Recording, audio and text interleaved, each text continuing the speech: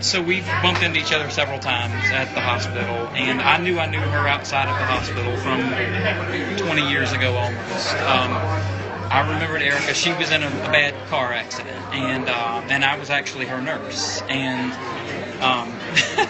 yeah, and I remembered sitting picking glass out of her hair while she was asking for her mom and calming her down.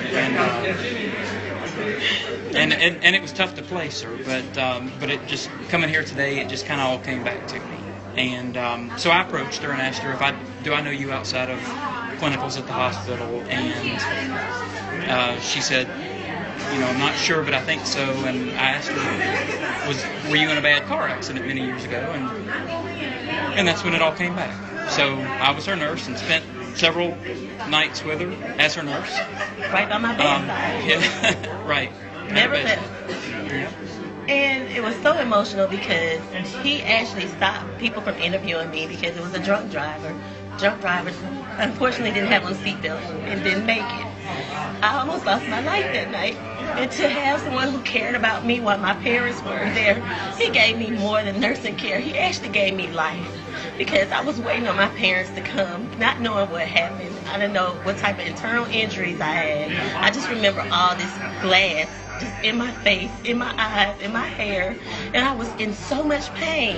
And Philip was there for me the whole time and never left my side. Even when my parents came, he was holding my hand, and I remember that care.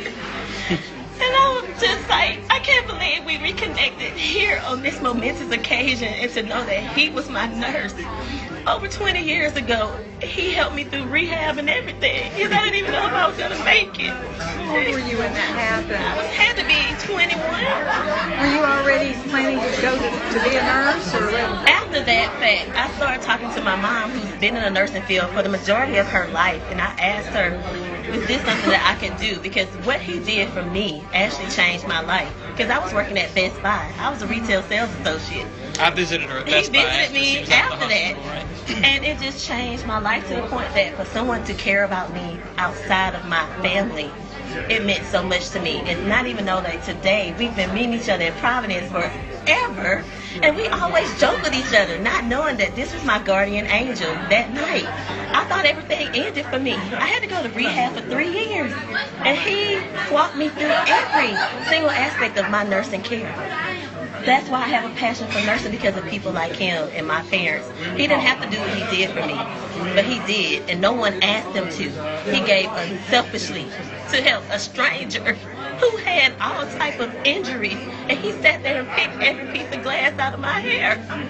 I'm just in awe of the fact that we both have this opportunity to be blessed, to be students. You're already graduating. I'm graduating from this prestigious university. You provided nursing care to me that I've never known existed. So to be walking through that history and that legacy, then I'm even more blessed. I'm even more enriched. And I'm like, this is the school that had to open doors for me to be able to come and experience that type of love, that compassion. We are extensions of God's hands. He showed me that night, and it hadn't wavered. Because he's so friendly, so giving, so kind. He always asks, if anything you need, come let me know. You can't get that other than from a student at the University of Mobile.